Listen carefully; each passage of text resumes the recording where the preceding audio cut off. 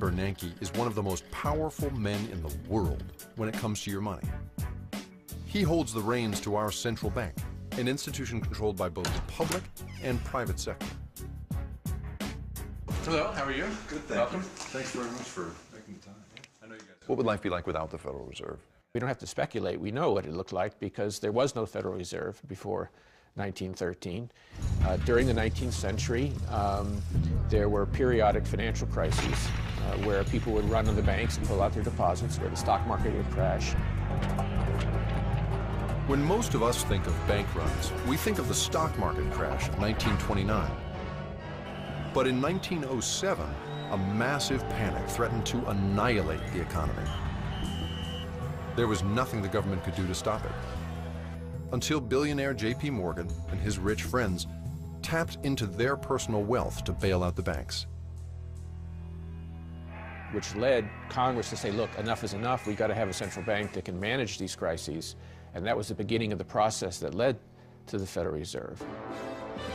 You're in the Situation Room happening now. We're following breaking news. Less than 2 years after Chairman Bernanke took office, he was faced with the worst financial crisis since the Great Depression.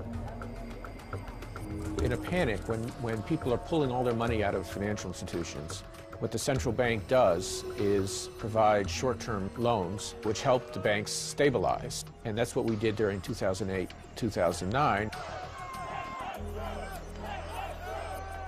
But what about those who don't agree with the Fed's actions?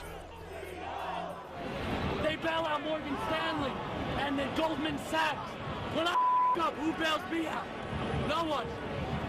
And the Federal Reserve. And the fractional banking system. And the Fed. If you ask most people, I think they would say that the Fed spent a lot of taxpayer money trying to stop the crisis and bailed out banks and that kind of thing.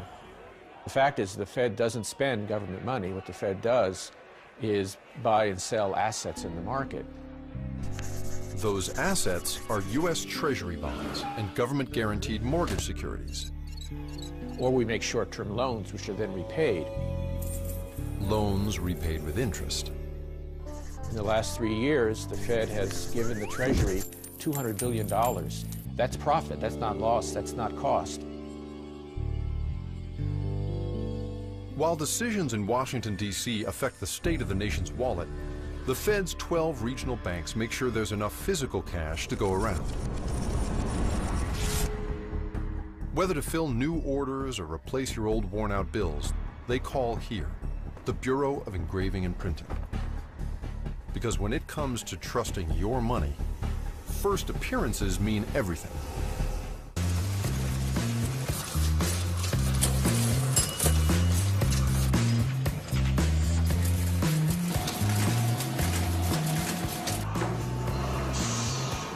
There are very particular rules for how we can shoot here. We can't show you the walls, we can't really shoot down the hallways, we have to keep it tight, and there's cameras everywhere. This is an incredibly secure facility.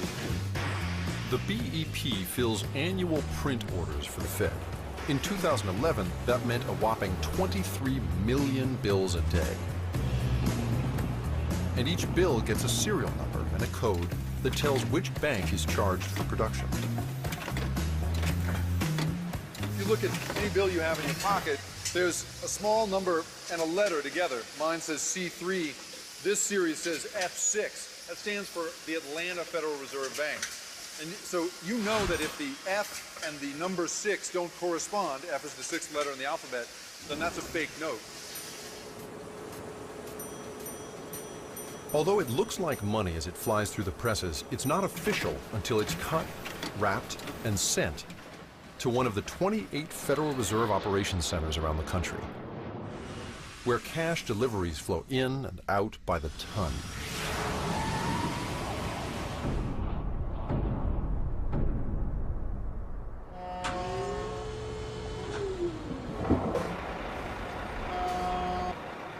It's 7 a.m., and I just got dropped off in East Rutherford, New Jersey, at the New York Fed's Currency Operations Center, called EROC.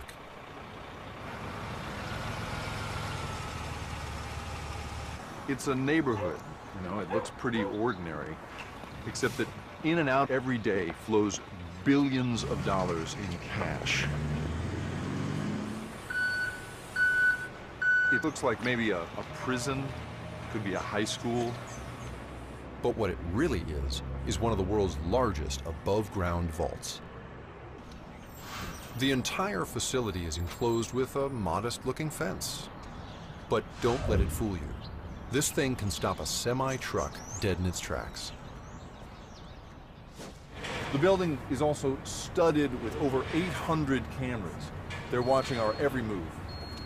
One of the beauties of the system is that when a door or an alarm goes off, it'll automatically generate that camera view onto our system, and that's how it's set up. That camera will turn and take a shot of wherever that alarm was, and some of the other cameras in the area, if they're pan and tilts, will also turn to the area of concern to make sure that we have extra eyes and a better quick view of what's going on.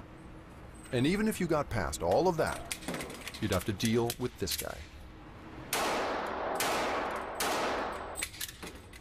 The Fed has its own specially trained police force, and some of the facilities even have a private shooting range.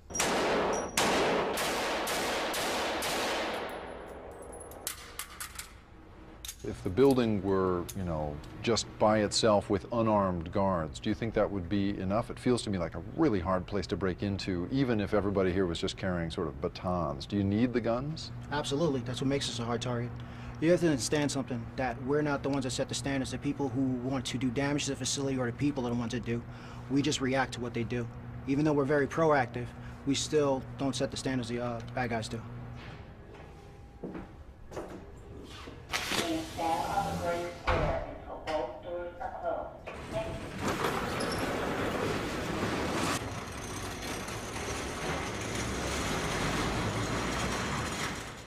If you've ever spent $1 in cash in New York City, that dollar has probably been through this building.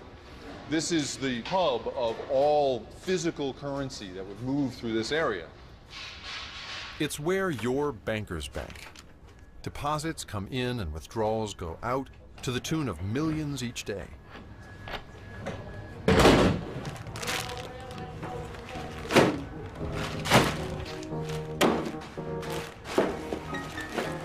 It's entered by the bagful into the Fed's accounts.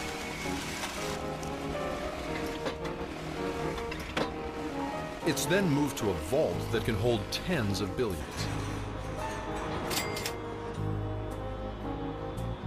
This is $20 million in cash right here in 50s and 100s. Here's $300,000 in singles. Here's $1.5 million in fives.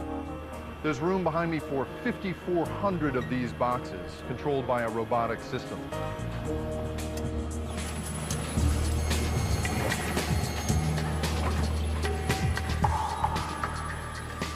It's like the movie Wall-E in here, except they're pushing cash instead of trash.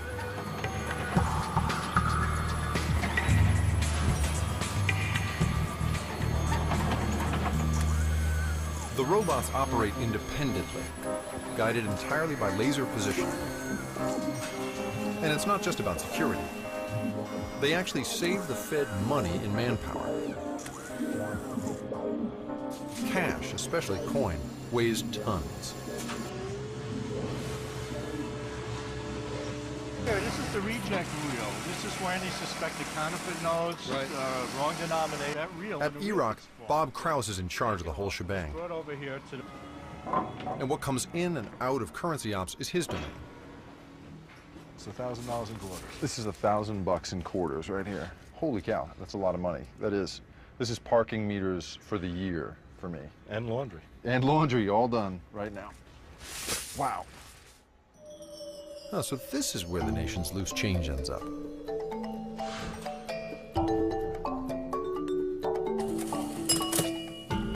Do you find yourself sort of just personally casting pennies aside the way I do, or do you think about it differently than that? Oh, I think about it differently, just like I think about the dollar bills differently. When I take my money in my pocket, I fold it up nice and neatly, whereas opposed to other people that don't. And the same thing with pennies. To me, it's all, I have a different perspective on it. In the real world, our cash takes a lot of abuse, but it still has a long lifespan. Thanks in part to a small team of stress testers in Washington, D.C. American currency needs to be not just an enduring symbol, but it actually has to endure. The durability of money is part of the work of this lab, which is part of the Bureau of Engraving and Printing. And Virgil here is going to show me how much money can take. Okay, the chemicals we use are 1% sulfuric acid, sodium hydroxide 2%, bleach, carbon tet may be used by a dry cleaner. How long do these sit here? We leave them in 24 hours, so we'll take them out tomorrow. Wow, and it'll, after 24 hours in sulfuric acid, your 20 will survive. It'll still be a usable bill. Oh, yeah. Yes. Picked randomly from the millions printed, Virgil mimics what the average Joe can throw at his money. And then some. We will soak this note in 2% sodium hydroxide, some denatured alcohol. If you please write 267 any place on the note. The Federal Reserve wants to know, and the people that use it, is this money going to handle ordinary use? Toss the notes in, please. Throw them on in there, yep. And we want it to be a square. We're going to roll it one direction. Okay. And put it in the crumple machine. This bill goes through terrible things. Poor Andrew Jackson. I don't see any ink loss on this one. Note survives. But cash does eventually wear out. And when it does, the Fed plucks it from circulation at currency centers like Iraq. So what happens with these deposits that goes through the machine is sensors are checking for the quality of that money. Right. And it's through a series of light emissions in a note. Yeah. And based on that, it decides whether it's a good note or bad note. Yeah, sure. If it's a good note, it goes to the vault and it's recirculated. Right. If it's not, it goes into a shredder, it sucks down the tube. No kidding. Goes into They destroy it right here. Right here. Right So here. when you say bad note, I mean, we're talking like a torn note, or Torn one that's note. got dirt, schmutz on it. Worn. Right. So, for instance, like if Well, I've I got- can't really, you're not supposed to bring any money out here. Oh, I'm sorry. But It well, turns so- out that having no, cash this in is your pocket this is a security something breach. my wife gave me, right? I love Jake. Has a Okay, thing- no. Has a nice thing on it. This would get rejected. that would be destroyed. That would be destroyed That would be destroyed. immediately. I'm gonna have to Pick ask that you to up. put I'm that sorry. away. I'm sorry. Sure, I'll put it away. But so let's say the kind of currency that I would have in my pocket, right, or that anybody has in their wallet. They, I take it to the bank. I deposit it there. Eventually, all the money that people have in their wallets makes its way through a machine like this. So at some point in time, I would think of it. In rare and extreme cases, the Fed faces a job that is simply too big for the machines to process and shred. In the months following Hurricane Katrina, the Fed spent a number of weeks burning millions of water-soaked, moldy bills. In all, over 190 million worth of cash. The Fed's most important job during a crisis is to keep money available. Imagine if our ATMs ran dry. Yet when the unthinkable happens, moving money can become a logistical nightmare in an instant. Aircraft involved this morning, American Airlines Flight 11, Boston to Los Angeles. That was the first. What we're about to show you is footage captured on 9/11 from the many New York Federal Reserve security cameras. We really never even got to close that close to the building. The explosion blew and it knocked everybody over. These images have never been broadcast before.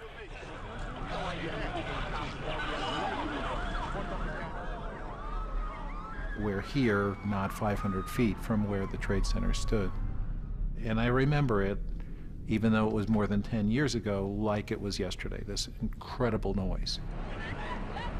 We started to see paper raining in the sky. When the South Tower collapsed, there was this enormous dust cloud. And then you felt the heat, a block and a half away, through the window of that fireball. You could actually feel the heat against your face. We looked up at our cameras and saw our officers. I think the quote was, "They're running, that's not good, why are they running?" It was like midnight when that dust cloud enveloped this building. So what the officers did down on the ground floor is they changed the normal command